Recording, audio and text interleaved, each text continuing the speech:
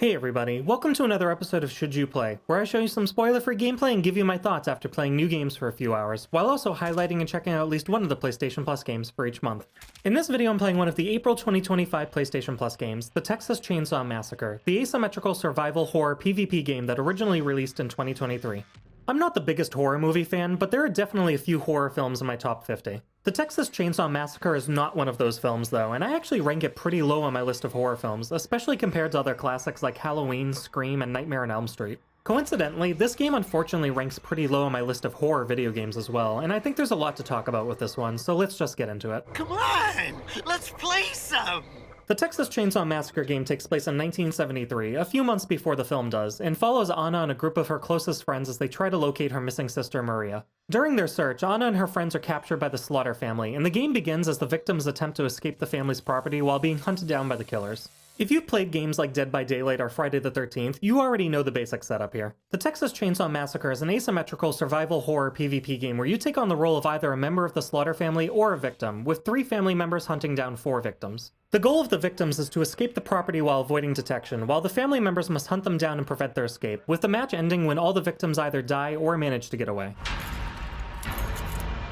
For new players, it's going to take a while to learn how to play the game effectively because the in-game tutorials aren't very helpful. Rather than being a mode where you can go through the map at your own pace to learn game mechanics with a guide, the tutorials are honestly less helpful than YouTube video guides, giving you clips of gameplay with information, but no ability to rewind or fast forward through them. You're part of the family now. Maps can also be incredibly confusing to navigate at the start, as there aren't any waypoints or indicators to guide you as the killers or the victims. Things definitely start to get easier as you play more matches and learn the map's mechanics and character abilities, but the first few matches can feel absolutely brutal to get through. Gotta get the hell out of here. Even after you start getting used to how the game works, one of the biggest issues that remains is the amount of downtime between the action. Family members are spaced out at the start of the match, while victims all start in the same room, and the amount of time it takes for one faction to run into the other is way too long. It does give the family members time to set up traps or feed Grandpa blood, as well as give the victims time to collect resources, but it leaves a significant portion of each match feeling like aimless wandering rather than active hunting or progress.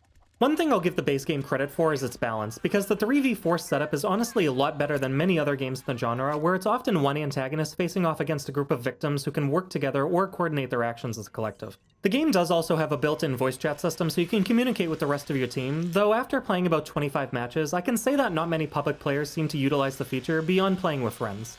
As for other game modes, there's Museum Mode and Rush Week. Museum Mode is a slower-paced first-person exploration mode that lets you walk through the Slaughter family house and uncover lore about the franchise. There are a few light puzzles to solve, and while it won't be for everyone, it's a cool addition for players who appreciate behind-the-scene details and atmosphere building. Rush Week, on the other hand, is a 1v6 mode where you play as Johnny as he stalks a sorority house filled with victims, and it's honestly the best part of the game by a large margin.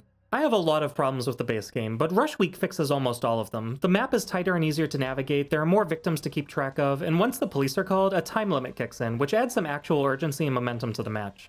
It just feels better paced and more focused, and if the rest of the game had followed this design, I probably would have enjoyed it a lot more.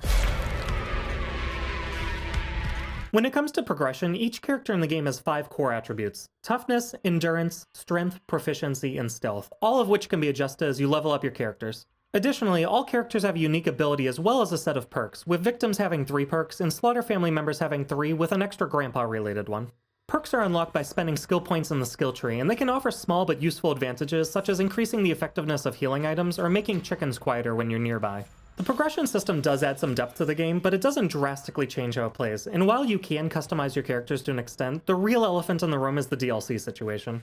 There's currently over $200 worth of extra content available in the game, with most of it being cosmetics that don't affect gameplay in any way, and it's something that I'll continue to call out in games because I don't think that there's any reason that a game like this, which already has a very grind-heavy progression system, should have such a massive amount of microtransactions, even if it is mostly cosmetics. You're only making things worse. On the horror front, the Texas Chainsaw Massacre definitely delivers on the fright and tension elements that you'd expect from a game like this. The brutality of the violence is a bit toned down, taking into consideration that you have knife and chainsaw wielding antagonists running around the maps, but the Texas Chainsaw Massacre film was more about implied brutality and psychological horror. Playing as a victim is incredibly stressful though, as your controller vibrates like a heartbeat, the sound of the chainsaw constantly buzzing in the background is anxiety-inducing, and the fear of being hunted puts you into a constant state of fight or flight, which is especially nerve-wracking as there aren't too many ways to fight back if they catch up to you.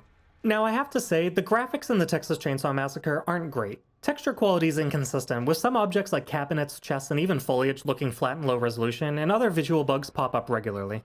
During one match, I watched Leatherface throw a victim onto a meat hook, and the hook just phased clean through their body without any impact. Other animations feel similarly off, with characters sometimes teleporting into position or clipping through walls to line up with kill animations, and these issues aren't limited to just cutscenes or animations. I saw floating blood vials while feeding Grandpa, bodies stacking awkwardly during takedowns, camera angles getting stuck with characters who move too close to walls or doors, and characters interacting with objects that they weren't lined up with. The core performance is at least stable, and matchmaking is often quick, but all of these visual hiccups pile up fast, and they pull you out of the horror atmosphere the game is trying so hard to build. The Texas Chainsaw Massacre has a lot of potential, but I just don't think it hits every mark it was aiming for. There's a lot of downtime in the base game, and the confusing maps and brutal learning curve make it a hard game for me to recommend to newcomers who might not be the biggest fans of the original film or franchise. Rush Week I'll admit is a fun break from the rest of the game, and I credit them for adding it after the initial launch, but overall, there's a general lack of polish, and I just don't think it delivers what most fans were hoping for. I ain't liking which way this is headed. If you are a big fan of the genre, there might be enough here to keep you interested in the long term, and I do know that there are still plenty of players in the game, so who knows, maybe I'm just not the target for this specific game, despite still enjoying the Friday the 13th game. Time to play. As always though, this is just my opinion. Whether you're a victim trying to escape the property, or a member of the Slaughter family trying to make sure there are no survivors, let me know in the comments what you think of the Texas Chainsaw Massacre. We win as a family, or we lose as a family. Thanks for watching, and I'll see you guys next time. Nearby active officers may involve remote